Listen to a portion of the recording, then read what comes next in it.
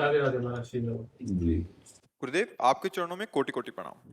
गुरुदेव, सबसे पहले तो आपका धन्यवाद कि आप हमें मिले, नहीं तो हमारा पूरा जीवन ही अज्ञान में व्यतीत हो रहा था। गुरुजी, आपके सत्संग सुनने के बाद हमने मांस मदिरा संपूर्ण रूप से त्याग दिया है।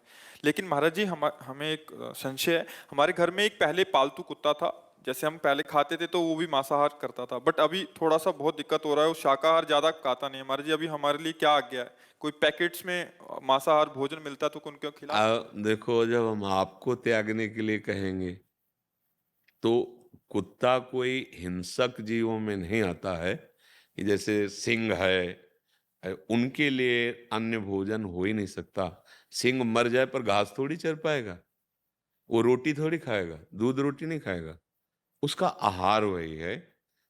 लेकिन कुत्ता अन्न से परिपक्व और पुष्ट हो जाएगा। ऐसा गाँव के कहाँ गाँव में जैसे हज़ारों लाखों कुत्ते होते हैं, उनको मांस थोड़ी मिलता है, रोटी, सब्जी।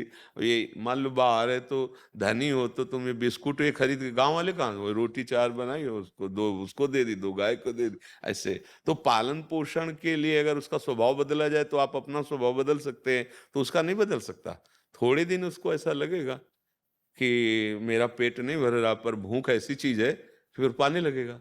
तो उससे जैसे विटामिन वाली वस्तुएँ खाद्य पदार्थों में भी आती हैं, उनके लिए तो पर्सनल आती हैं, नहीं आती? कुत्तों के लिए पर्सनल विटामिन के पदार्थ आते हैं। तो मुझे तो लगता है कि जब आप त्याग दिए हैं, तो उसको भी शाकाहारी बना लीजिए, सुंदर बढ़िया रोटी, दाल, दूध वैसे पवा लीजिए। नहीं तो अब आप छोड़े हैं, फिर आप उसी व्यापार में लगेंगे कि आपको लाना है और उसको। हाँ, अगर सिंह पाले होते तो समस्या फिर थी, नहीं है ना? कि अब तो उसको रोटी दाल तो खा नहीं सकता, उसके लिए तो अब जैसे मान लो चिड़ियाघर में सिंह आदि जो रह रहे हैं, तो राजकीय व्यवस्था से उनको आहार तो देना ही पड़ेगा अगर उनको सुरक्षित। अब वो कोई फल-फूल तो खाने वाले हैं नहीं। तो इसलिए मुझे लगता है कुत्ता ऐसा पशु है कि अगर उसको थोड़े दिन अभ्यास कराया जाए, तो दूध, रोटी, बिस्कुट इनसे अच्छी तरह से वो स्वस्थ परिपक्व हो जाएगा। क्योंकि गाँव में लाखों कुत्ते, हाँ, वो कहीं दौड़ झपट कर चूहा खा ले वो बात अलग है, नहीं तो उनके लिए रोटी डालिए, घरों से रोटी डाल दी गई और आराम से पाते हैं, खूब पुष्ट हैं। ऐसा नहीं कि बहुत मरे से घूम रहे हैं। हाँ, जो बिल्कुल ही अब गली में हैं, वो कोई मिल जाए भोजन तो बात उन वो भले कमज़ोर मिले, पर जो घरों में व्यवस्थित दरवाजे पे ऐसे, उनको तो अच्छा भोजन मिलता है। तो अभ्यास करा दीजिए उसका, अभ्यास गलत हो गया है, अभ्यास कराने से हो जाएगा उसका भी। और देखो, भक्त के घर के पशु-पक्षी भी उन्नति को प्राप्त होते हैं, जबकि उनसे नया कर्म नहीं बनता।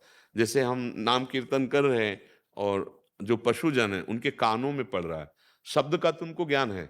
जैसे बैलों को जब हल में चलाया जाता, "हे! दाहिने मुड़!" तो वो दाएँ होता था, बाएँ, ज़रा-सा उसको इशारा किया बाएँ, मतलब उनको शब्द का ज्ञान तो होता है। "रुक जा!" तो वहीं रुक जाते थे, क्योंकि किसान को तो हम जानते हैं। "रुक जा!" तो वहीं दरे पे रुक गए उनको। "चल!" तो वो चल दिए। मतलब शब्दों का तो ज्ञान होता है उनको।